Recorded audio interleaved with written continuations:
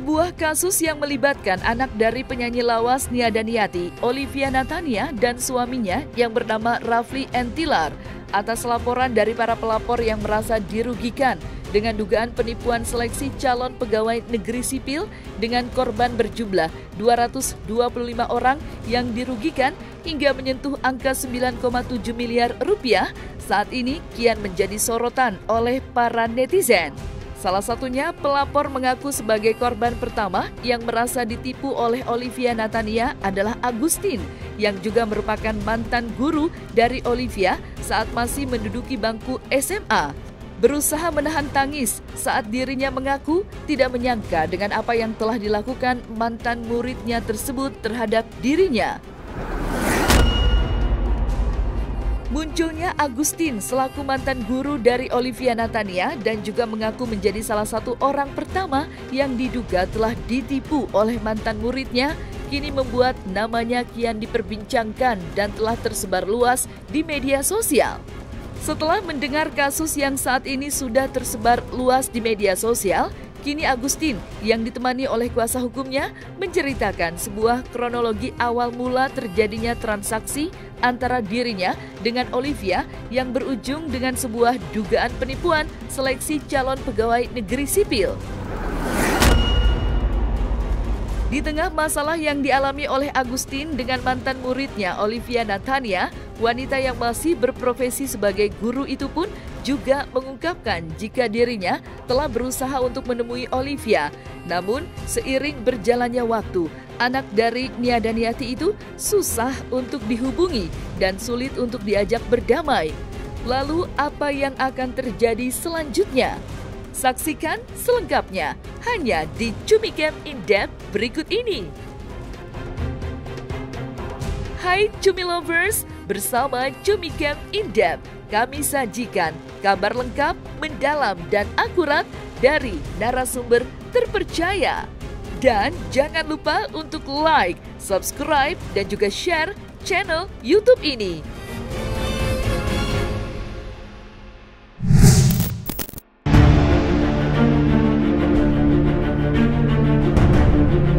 Laporan dari para pelapor dengan kasus dugaan penipuan seleksi calon pegawai negeri sipil atau CPNS yang diduga dilakukan oleh anak penyanyi lawas Nia Daniati, Olivia Natania, hingga kini terus berkembang.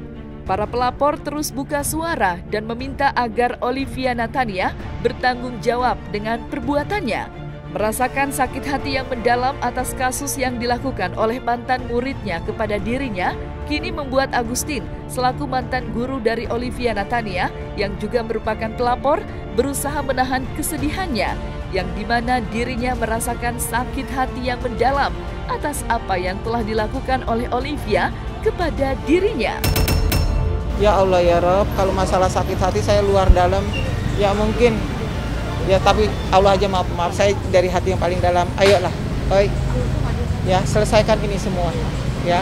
Kita berawalnya baik, selesaikan secara baik-baik juga, ya. Karena ingat sekali lagi perbuatan ini adalah akan kita pertanggungjawabkan dunia dan akhirat.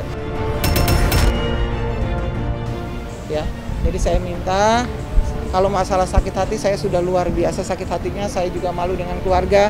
Bahkan keluarga-keluarga saya yang di daerah, ya kan, ya, karena biar bagaimanapun saya yang memperkenalkan dengan Olive, jadi rasa tanggung jawab, ya malu, ya sedih, ya stres, saya bahkan mungkin sampai sakit-sakit karena stres seperti ini. Terus terang, saya sampai sakit, nggak di hati ini, nggak percaya gitu loh.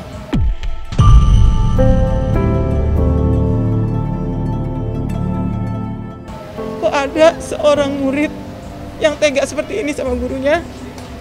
Selama ini saya tuh sangat dekat sekali dengan dia, tidak pernah ada permasalahan apapun, ya, karena kebetulan dia juga, saya kemudian guru olahraga, dia dulu ikut eskul basket, saya pembina eskulnya juga gitu. Jadi terus terang sakit ya sakit luar biasa, sakit luar biasa.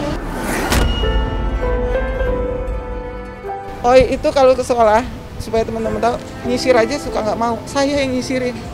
Sampai mamanya bilang, Bu, saya serahkan ke Oi sama Bu Titin. masalah pakaiannya, apanya segala macam. Sampai seperti itu, saking dekatnya pada saat itu. Jadi saya nggak ada di hati sedikit pun curiga sama dia, yang akhirnya dia akan menipu saya. Tidak ada sama sekali.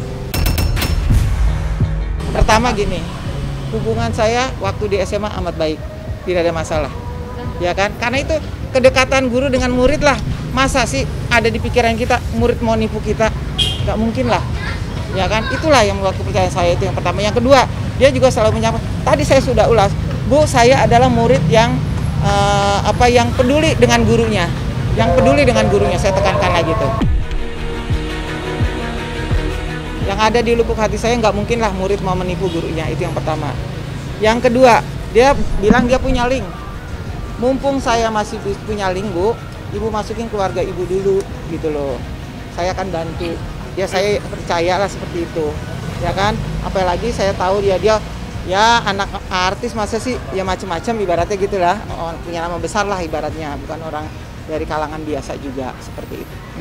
Semuanya berawal, jadi awalnya Bu Agustin yang diajak, 16 keluarganya diajak, tapi Oi bilang, Bu kalau segini masih kurang, harusnya yang banyak kan, biar tambahin lagi, tambahin akhirnya itu Bu aja. Agustin carilah Temen juga yang saya ajak gitu. Temennya ngajak keluarganya, jadinya modusnya sama, satu intinya awalnya Saya, Sebuah kabar tak sedap atas dugaan modus penipuan yang saat ini menimpa anak dari penyanyi senior Nia Daniati, Olivia Natania, kini terus berlanjut dan kian memanas. Hal tersebut pun terbukti jelas ketika publik kini dihebohkan dengan kehadiran wanita yang bernama Agustin, yang mana dirinya mengaku telah menjadi korban penipuan yang diduga dilakukan oleh Olivia Natania dan sang suami. Agustin selaku pelapor pun langsung mengungkapkan dan menjelaskan kronologi yang diduga terjadi pada tahun 2019. Saya adalah mantan gurunya Olive semasa dia di SMA.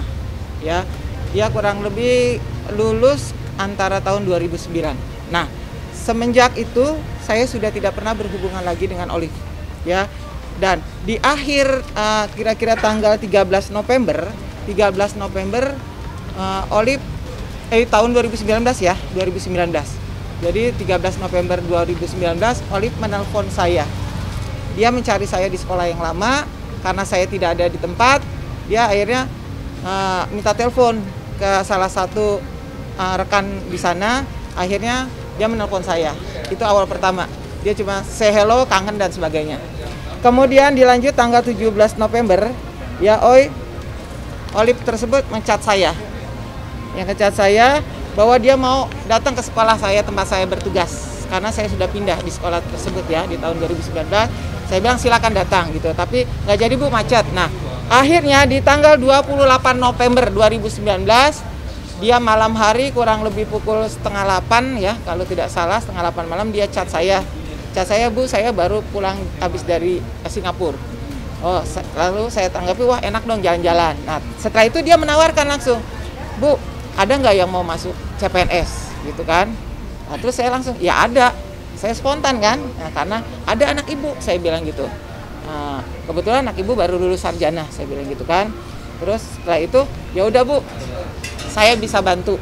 Ya, ini salah satu wujud ya saya membantu ibu karena saya sekarang sudah sukses. Saya ingin berbakti kepada guru, membantu. Tidak seperti murid-murid yang lain. Kalau sudah sukses tidak ingat sama gurunya. Nah, dengan perkataan itulah saya ternyuh hati saya ya, otomatis sebagai seorang guru ada seorang muridnya yang membalas budi lah dengan membantu anak saya untuk ikut CPNS tersebut. Nah, selang waktu itu dari 2019 November itu kita ada pandemi ya, ingat sekali saya itu kita di bulan Maret ada pandemi. Setelah pandemi kita Covid, setelah lockdown. Nah, setelah lockdown itu Oli menawarkan kepada saya. Ya, mungkin ada chatnya Mbak yang itu ya, menawarkan yang pertama kali. Ya, ini dia. Ya, ini. Ya, yang pertama kali dia menawarkan CPNS pada saya. Nah, setelah itu dia menawarkan lagi, Bu, tolong ya. Mumpung saya bisa bantu, karena terus terang saya sekarang sudah menjadi direktur utama di KJB Berau. Batu bara. Di mana di situ banyaklah pejabat-pejabat. Mumpung saya punya link, Bu, tolong ajak keluarga ibu. Itu awalnya. Nah, tolong keluarga ibu dulu yang diajak gitu kan. Akhirnya saya mengikut sertakanlah keluarga saya. Saya nggak ada rasa gimana namanya sama seorang murid ya, saya ikut saja. Akhirnya saya membawa sejumlah 16 orang terdiri dari anak saya, ponakan saya, sepupu saya, dan ponakan dari suami saya. Kalau yang ini tidak ada pelatihan. Jadi begini Mbak, ya kita ini kan bukan yang ikut tes CPNS. Jadi kita jalurnya jalur pengganti, jalur prestasi pengganti. Jadi orang yang sebenarnya sudah lolos CPNS karena ada salah satu hal misalnya meninggal karena COVID, kemudian juga ada yang terindikasi karena narkoba dan sebagainya, akhirnya dikeluarkan, digantilah, misalnya kayak tambal sulam lah, kita yang akan menggantikan itu. Jadi kita tidak ada pembelajaran dan sebagainya. Memang pada saat mau pengambilan SK ya, mereka itu ada tes wawancara sekaligus pengecekan berkas, lengkap nggak nih, bebas narkoba salah satunya, sehat jasmani rohani, sama persis dengan CPNS murni persyaratannya. Itu yang tambah meyakinkan kita gitu loh. Jadi itu dilaksanakan di gedung Bidakara. Mungkin kalau dia sampaikan itu biaya, salah satu mungkin biayanya buat itu, karena otomatis sewa gedung, sewa orang yang ada di sana, ruangan, iya betul. Ini salah kan cukup representatif. Ini macam-macam, dimulai dari Februari, kan bertahap. Paling sehari itu sekitar antara 20 sampai 30 orang. Nah, karena kan ada tes wawancara, gitu loh. Dicek rekaman berkas, wawancara, setelah itu baru diberikan SK di situ. Yang menurut Olip itu adalah dari panitia Panselnas, panitia seleksi nasional, yang terdiri dari orang BKN dan BKD. Sedangkan saya sendiri tidak pernah masuk ke ruangan itu, karena memang yang diperkenankan masuk ke ruangan itu hanya peserta. Karena untuk masuk ke ruangan itu aja harus memberikan hasil tes PCR, bukan swab lagi, PCR, yang saat itu masih mahal sekali. Ya, jadi kira-kira itu. Agustin, wanita yang kini mengaku menjadi korban pertama atas dugaan penipuan yang berkedok jabatan pegawai negeri sipil yang dilakukan oleh mantan muridnya, Olivia Natania, yang juga merupakan anak dari penyanyi lawas Nia Daniati. Hingga kini, permasalahan tersebut pun belum menemui titik terang. Di tengah perjuangan dirinya mendapatkan kembali uangnya, Agustin pun mengungkapkan jika Olivia Natania sulit untuk dihubungi.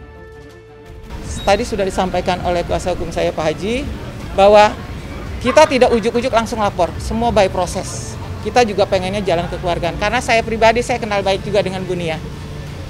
Perlu teman-teman ketahui ya, sebelumnya saya terus komunikasi dengan Olip. Awalnya masih bisa komunikasi.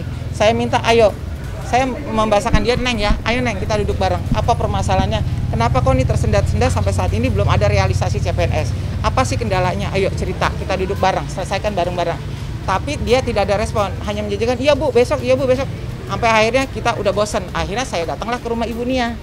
Ya, ke rumah Ibu Nia. Saya pertama datang ke kantornya Oi, ternyata maaf. Itu juga Oi berbohong. Dia waktu pertama kali Ibu datang sana, dia bilang, Bu, saya baru beri rumah ini yang di Kemang Timur 5 itu seharga 40 M. Dia bilang. Tapi pas terakhir saya ke sana, ternyata itu kontrak sewa. Saya datang sana udah nggak ada lagi, kontraknya tidak diperpanjang. Akhirnya saya datang ke rumah mamahnya. Perlu teman-teman wartawan ketahui, saya sudah 4 kali ke sana. Pertama kali datang tidak dibukain pintu. Pertama kali datang maaf, saya dengan suami saya ngomong baik-baik datang ke sana. Sebelum ini meledak, saya sampaikan kebetulan Bu Nia tidak ada kakaknya Bu Nia. Saya sampaikan di situ, saya ceritakan bahwa itu merekrut CPNS dan sebagainya, seperti yang saya ceritakan semula, ya. Nah setelah itu saya meninggalkan nomor handphone saya, tolong Bu Nia hubungi saya. Begitupun ya, saya tunggu sampai 2 minggu tidak ada kabar. Akhirnya kita ketemuan pada saat itu Oi ada di Bank BCA Cilandak, kita bawa, kita ajak, akhirnya kita datangin ke rumahnya. Maksudnya supaya Oinya kita bawa ketemu mamanya. Ternyata kali lagi mamanya tidak ada, katanya sih lagi nyanyi di Kalimantan pada saat itu. Akhirnya kita sempat bikin perjanjian dan keluarga minta waktu 1 minggu. Itu ada kakak mamanya 3 orang yang ada di sana. Dan salah satu ikut tanda tangan perjanjian bahwa dia keluarga akan membantu menyelesaikan selama 1 minggu. Ya. Nah, singkat cerita, itu berlalu sebelum hari H-nya, ya, kami datang lagi ke situ. Kebetulan itu hari Rabu, hari H-nya kalau dari perjanjian seminggu itu adalah hari Kamis. Hari Rabu saya datang ke sana, Ibu Nia tidak ada. Ya, cuman ada kakak mamanya. Akhirnya saya dapat informasi Ibu Nia lagi pergi ke Cikini mau mendaftarkan anaknya yang laki-laki untuk sekolah ke Amerika. Dengan ada informasi itu saya langsung kejar ke sana. Nah, alhamdulillah saya ketemu. Setelah 2 jam saya menunggu di basement, ya, melihat mobil, nungguin mobilnya. Setelah ada orang yang datang, saya langsung samperin dan saya dapat informasi beliau ada di sana. Saya ke sana, saya baik-baik, saya sowan karena kebetulan saya kenal. Sampai sana saya buka masker, saya kasih salam beliau. Oh iya, nah, saya Ibu Titin Bu, saya sampaikan gitu. Kita ngomong baik-baik dengan Bu Nia. Saya sampaikan seperti yang sudah saya ceritakan tadi bahwa intinya OI itu merekrut CPNS. Kalau seandainya ini jong, ya, ini jong, saya bilang gitu, ini akan menjadi masalah besar karena sampai saat ini ditunda-tunda terus, tidak ada kejelasan. Bahkan OI-nya sudah sulit dihubungi, teman-teman. Asal tahu ya. OI itu sudah sulit dihubungi, ditelepon nggak pernah diangkat, di chat sudah tidak dibalas. Itu di bulan Juli, ya. Saya ketemu Bu Nia kurang lebih tanggal 12 Juli kalau tidak salah. 12 atau 13 gitu ya. Temu di sana, kemudian saya sampaikan bahwa kalau seandainya satu orang 50 juta saja, kalau kali 300 orang, ini sebenarnya kan banyak lagi ya, saya juga kurang paham. Itu bisa 15 M saya sampaikan. Nah, Bu Nia menyampaikan, Ibu Titin maaf, ya, saya juga baru dengar ini informasi dia. Saya juga kaget. Nah, terus dia sampaikan lagi, sekarang OI kan sudah menikah, bukan menjadi tanggung jawab orang tuanya lagi. Biar OI menyelesaikan masalahnya. Saya sampaikan, Ibu, saya tidak minta pertanggungjawaban Ibu. Saya hanya minta Ibu menjembatani kami, karena Ibu sebagai orang tuanya. Karena kami terus terang sudah menempuh jalan buntu, Bu. Di telepon nggak dibalas, di chat tidak dibaca, dan sebagainya. Jadi saya minta Ibu, bahwa OI itu mau janjian ketemu dengan kami besok di rumah Ibu jam 7 malam. Di Kalibata Indah, Jalan Manggis, Blok B27. Janjinya besok dia akan melunasi uang yang memang pada saat itu CPNS yang sudah mundur, ya. Tapi setelah saya datangin ke sana, ya sungguh sangat kecewa saya. Rumahnya digembok dari dalam, di situ ada 3 orang yang menjaga. Ya, mungkin saya tidak sebutkan lagi, ada 3 orang menjaga. Saya coba masuk, tidak bisa diizinkan. Saya sampaikan, saya diundang loh datang ke sini. Bahkan saya sudah sowan, saya sudah sampaikan ke Bu Nia juga untuk menjadi saksi pada saat kita datang sana. Nah, kita sempat yang ngobrol-ngobrol panjang, saya ceritakan gitu. Akhirnya saya diberi nomor telepon pengacaranya Ibu Nia, Pak Erles ya. Nah, akhirnya saya bicara dengan Pak Erles, saya telepon, saya sampaikan maksud dan tujuan kami datang sini seperti yang saya udah uraikan ke Bu Nia pada saat itu, ya. Jadi saya sampaikan, dia berjanji, ya Bu, nanti saya akan coba tanyakan KOI dulu, kita akan bantu mediasi. Tapi saya tunggu, tidak ada, saya chat juga tidak ada, karena OI pernah menjanjikan, Bu, nanti kita duduk bareng kalau om saya sudah datang. Maksudnya pengacara itu sudah datang, tetapi nyatanya tidak ada juga sampai sekarang. Gitu, akhirnya ya terus terang kami udah lelah. Dari bulan Juni, Juli, Agustus, jalan untuk mencari OI untuk supaya damai gitu ya, kekeluargaan. Tidak ada hasilnya, akhirnya kami menyerahkan kepada tim pengacara kami ini untuk menyelesaikan ini. Kalau yang keluarga saya, oh iya, keluarga saya itu ada yang 25 juta, ada yang 30. Total berapa orang? Ada 16. Total ada perjanjian khusus nggak Bu saat itu? Ada MOU dan ada kwitansi. Jadi kalau yang cash langsung ke OLI, kalau yang transfer ke rekening RAP. Tapi semua dibuat kwitansi. Iya, semuanya dibuat. Semuanya dibuat kwitansi. Sebenarnya kami tidak suap, ya. Itu kan judulnya penitipan. Itu penitipan uang. Silakan. Perjanjiannya itu hanya uang jasa. Uang jasa, betul sekali. Uang admin lah istilahnya. Jadi bukan untuk uang masuk BKN. Jadi uang jasa. Apabila tidak diterima, itu dikembalikan 100%. Iya. Jadi bukan untuk kayak kan kalau PNS ada jalurnya. Sedangkan akhir bulan Desember 2019 itu kan belum ada pembukaan CPNS. Jadi memang dibuka OI menawarkan ke Ibu untuk menggantikan orang-orang yang di PHK, orang yang meninggal karena COVID. Gitu. Jadi intinya bukan tes reguler bukan gitu. Uang untuk menyogok, tapi uang jasa untuk OI karena sudah memasukkan mereka ke PNS. Menggantikan.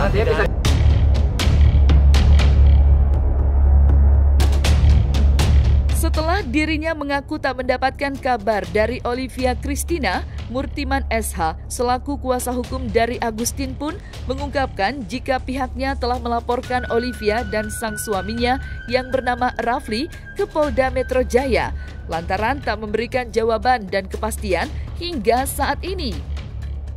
Hari ini tentunya perkembangan daripada press conference yang kita lakukan kemarin-kemarin. Hari ini tadi pagi saya jam 8 datang ke Ditjen Lapas ya. Tujuan kami datang ke Ditjen Lapas untuk bertemu dengan saudara Rap. Tapi ternyata saudara Rap tidak ada, maka kami tunggu atasan dari saudara Rap kira-kira seperti apa bisa memberikan penjelasan kondisi atau keadaan saudara Rap itu sendiri.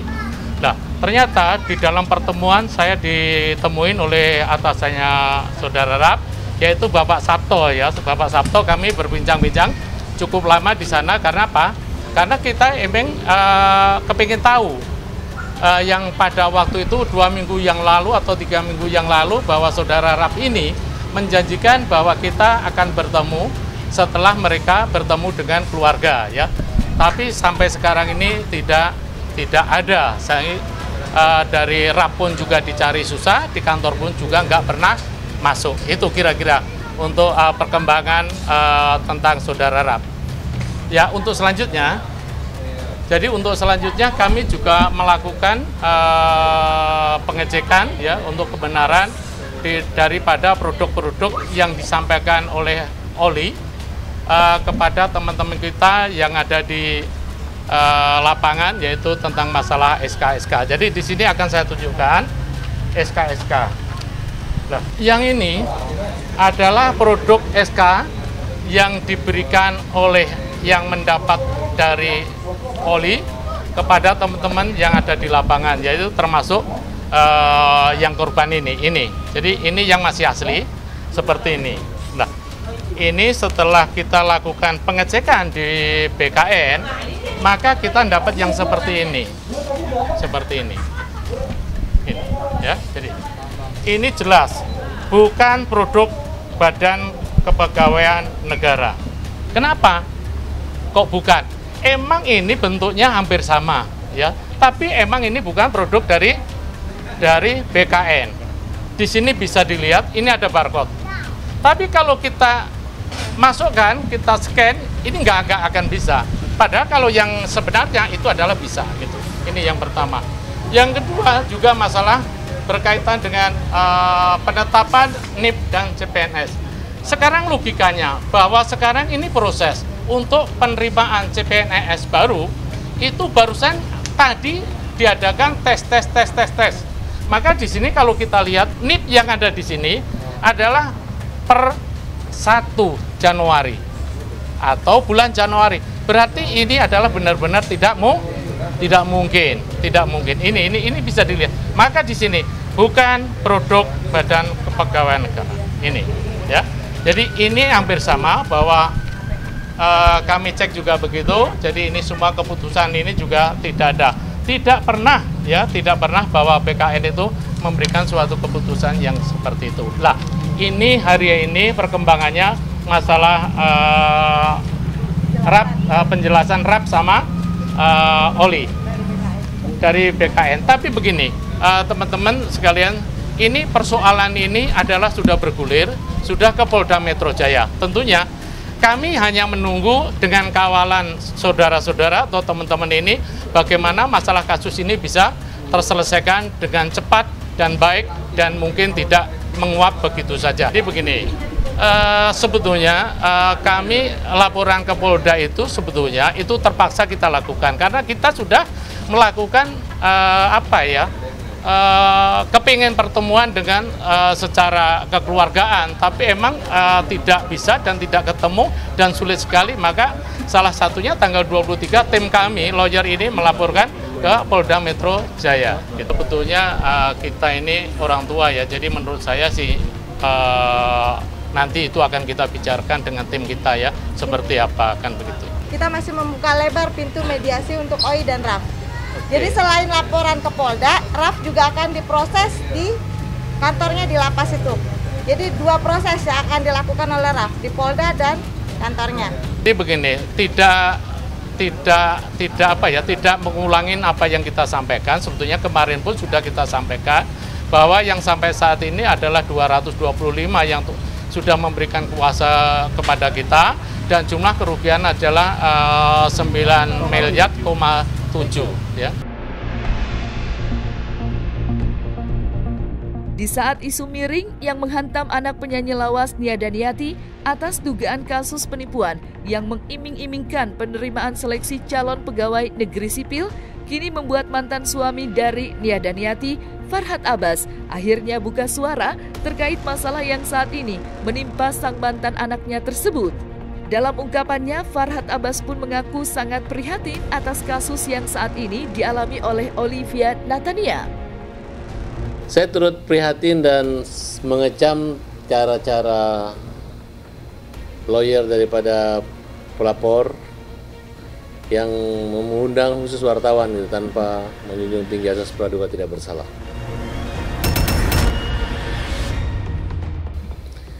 Terlepas kejadian itu benar atau tidak benar kan pasti melalui proses. Tapi kalau judulnya penipuan atau upaya untuk lolos menjadi pegawai negeri sipil, berarti sebenarnya saling lapor aja. Justru kita bisa melaporkan orang-orang yang menyogok, atau membayar untuk menjadi pegawai negeri. Jadi sebenarnya kasus sangat memalukan menurut saya. Nah, tapi saya belum ada komunikasi baik dari OI maupun dari Nia, karena memang saya udah bercerai dari 7 tahun yang lalu. Dan bukan tanggung jawab saya lagi. Tapi sebagai seorang mantan suami dan pernah jadi ayah anak ini, ya saya turut prihatin dan saya berdoa semoga masalah ini cepat terselesaikan. Seandainya mereka terbuka, ya mungkin kita akan memberi saran atau apa gitu. Tapi selama ini kan tidak pernah tahu bisnisnya apa dan siapa dengan siapa dia berbisnis.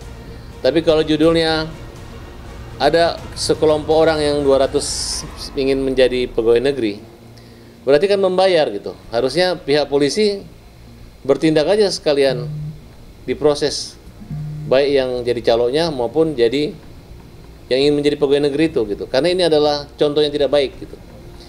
Jadi saya ingatkan kepada lawyer yang menangani kasus tersebut, ya santai-santai, harusnya diam-diam aja, ini kasus sangat memalukan. Karena dua-duanya ini samanya dengan korupsi. Yang satu jadi perantara, yang satu ingin jadi pegawai negeri. Dan telah membuktikan justru bukti-bukti mereka ini menjadi satu catatan agar diusut terus saja perkara ini. Jadi biar 219 plus calon-calonnya semua masuk penjara semua. Karena mereka telah melakukan satu kesepakatan untuk menembus menjadi pegawai negeri dengan cara membayar dan menyuap dan menggunakan uang. Terlepas dari itu penipuan, sekarang mereka berdalih karena rugi, berdalih ditipu. Nah, jadi saran saya buat OI, hadapi saja.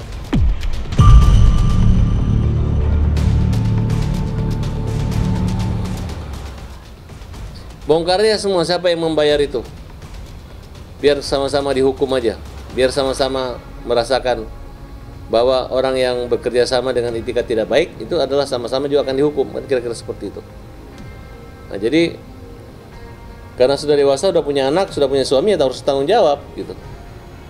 Jadi nggak perlu lagi kalian bawa-bawa nama saya mantan ayahnya, namanya Daniati ibunya, itu kan nggak ada kaitannya. Karena mereka udah 30 tahun lebih gitu. Jadi nggak ada kaitannya dengan perkara ini, kecuali Nia menikmati hasilnya atau apa. Tapi ini menurut saya tidak mungkin. Nggak ada. Yang jelas mereka merasa didatangi oleh preman-preman, diteror, itu ada, itu saya dapat informasi itu. Tapi saya katakan, preman-preman yang datang menyerang, bawa perlu gitu. Justru kalian dibayar berapa untuk menyerang rumah Nia Daniati? Kalian mau dapat apa? Uang itu nggak ada sama Nia Daniati. Nah, jadi kalau kalian mau melaporkan, laporin aja dua-dua sekalian, baik yang pencalonnya maupun orang-orang yang ingin menjadi pegawai negeri dengan membayar. Nah, saya melihat pengumuman pemanggilan, loh ini nggak mikir ya, bahwa siapa saja yang menyuap, menjanjikan menerima janji, siapa saja, barang siapa, itu bisa dikenai. Apalagi mereka mengakui bahwa mereka gunakan untuk menjadi pegawai negeri tanpa tes untuk mengganti orang yang terkena COVID ataupun orang yang dipecat dengan tidak hormat. Itu kan ada. Jadi kan sebenarnya mereka membuktikan diri sendiri bahwa mereka itu korupsi. Tapi mereka berdalih anaknya Nia Daniati menipu. Kan kira-kira seperti itu. Kalau menurut saya, kalau kasus begini, saya kalaupun memang rugi, saya biarin aja rugi. Kenapa? Karena dia mau nyogok kok. Kalau namanya orang menyogok, menyuap, ya berarti kan ada uang suapnya. Nah, kalau OI mengatakan memang ada, harusnya kan mereka malu gitu. Kalau mau jadi pegawai negeri, jangan nyuap, jangan cari calo, tapi ikut tes, ya, ikut jalurnya gitu. Sekarang kalian melapor, apakah kalian tidak mengerti? Apakah pengacaranya tidak mengajarin, hei yang punya uang, entar kalian kalau betul-betul terbukti untuk menyuap, ya maupun caranya itu benar tidak benar, tapi tujuannya adalah untuk suap, berarti kalian pelaku utamanya.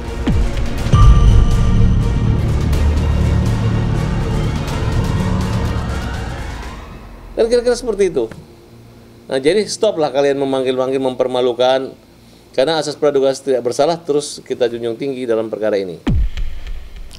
Jadi begini ya, saya barusan mendengar berita ini dari teman-teman media. Ada berita seperti ini dan ada laporan ke Polda Metro Jaya mengenai kasus tersebut. Saya janji kami pasti konfirmasi kembali kepada Olivia mengenai berita tersebut. Karena jujur baru kami dapat berita ini dari teman-teman media bahwa ada laporan mengenai Olivia. Saya janji setelah bertemu dengan Olivia, mendapat konfirmasi dari Olivia, kami pasti akan melakukan preskon minggu depan. Kalau komunikasi sejauh ini biasa-biasa saja ya. Jadi kita sering kirim-kirim informasi, tanya kabar, itu biasa. Mengenai laporan ini, saya baru dengar dari teman-teman media dan pasti kami akan mengecek tentang kebenaran. Setelah itu kita akan mengundang media untuk melakukan preskon. Mengenai laporan ini tentunya kami tetap berharap kalau memang seandainya itu benar, jujur, kami akan berusaha menyelesaikan ini dengan cara kekeluargaan. Nah, kalau dengan Ibu Nia cukup baik ya, sudah lama, dan si Olivia juga cukup baik selama ini. Kami baik-baik semua ya. Harapan kami semua ini tentunya kita akan menyelesaikan dengan cara yang terbaik. Mengenai pertemuan dengan para korban, nanti setelah saya bertemu kembali dengan Olivia ya. Soalnya ini yang punya permasalahan Olivia, paling tidak kita juga harus bertemu kembali dengan Olivia, kita bercerita dengan Olivia. Kalau sudah dapat gambaran dari Olivia, pasti kita akan tindak lanjuti dan teman-teman wartawan pasti kami kabarin. Harapan saya semuanya mereka ini saling kenal, apalagi ada mantan guru ya, pasti mengenal lebih dekat. Kalau bisa selesai ya diselesaikan aja. Nah, selesai sudah Cumi Lovers bersama Cumi Camp In-Depth. Kabar lengkap, mendalam, dan akurat dari narasumber terpercaya. Dan jangan lupa untuk like, subscribe, dan juga share channel YouTube Cumi Cumi.